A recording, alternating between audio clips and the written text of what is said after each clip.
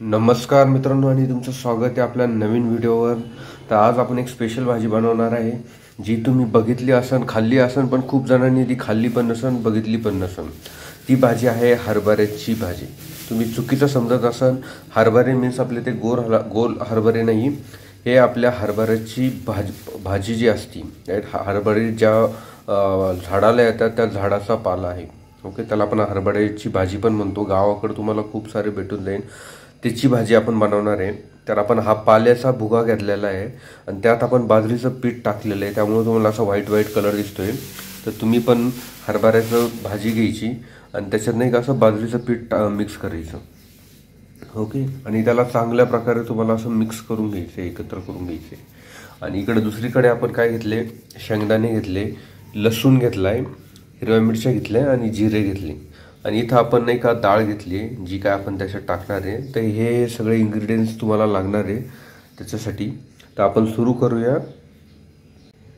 तर मित्रांनो, आपण याच्यातून मिरच्या, थोडा लसूण घेतलाय, थोडा लसूण आपल्याला ठेवायचा आहे, शेंगदाणे पण काढणार आहे। पण याच्यात नाही का आता मिरच्या टाकलाय, लसूण टाकलाय आणि जिरा टाकलाय, त्याची आपण पेस्ट बनवून घेणार आहे। तर मित्रांनो, आपण बघू शकता आपण वाटण करून घेतलेलं आहे, दळून घेतलेलं आहे मिरची वगैरेचं। त्यानंतर आपण त्याचे शेंगदाणे पण टाकले होते, शेंगदाणे पण त्यात आपण दळून घेतलेले आहे। तुम्ही बघू शकता किती चांगल्या प्रकारे झाले। आणि इकडं आपण तेल तापवायला ठेवलेलं आहे। इकडे आपण फोडणी द्यायचं काम चालू केलंय। जिरे टाकले आपण, लसूण टाकतोय आपण,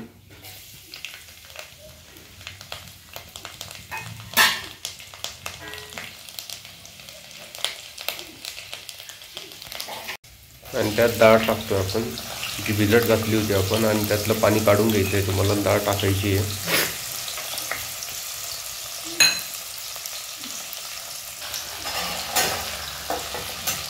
आणि त्याच्यात आपण जे वाटण काढलं होतं शेंगदाणे मिरचीचं वगैरे, ते पण टाकायचं आहे आपल्याला।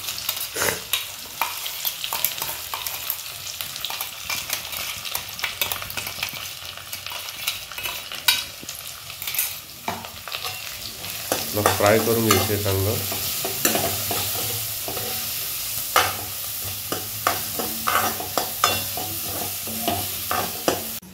मित्रांनो, आपलं जे वाटण आहे ते चांगल्या प्रकारे आपण फ्राय केलं होतं मसाला, आणि त्यात आपण पाणी टाकलेलं आहे।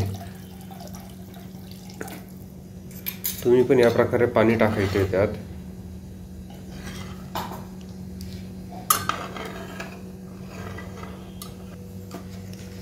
पाणी टाकल्यानंतर तुम्हाला चवीनुसार मीठ टाकायचं आहे त्यात।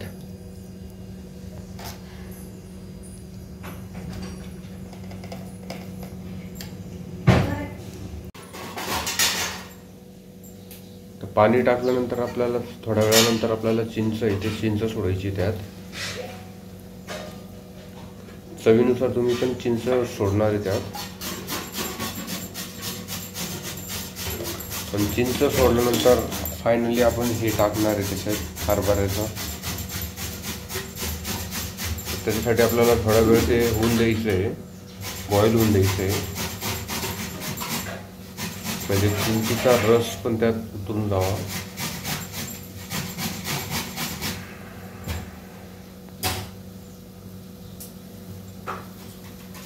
आपलं चांगल्या प्रकारे बॉईल होतंय मित्रांनो। तर आपण त्याच्यात टाकणार आहे हरभऱ्याचा पाला, आणि त्याला मिक्स करून घेणार आहे।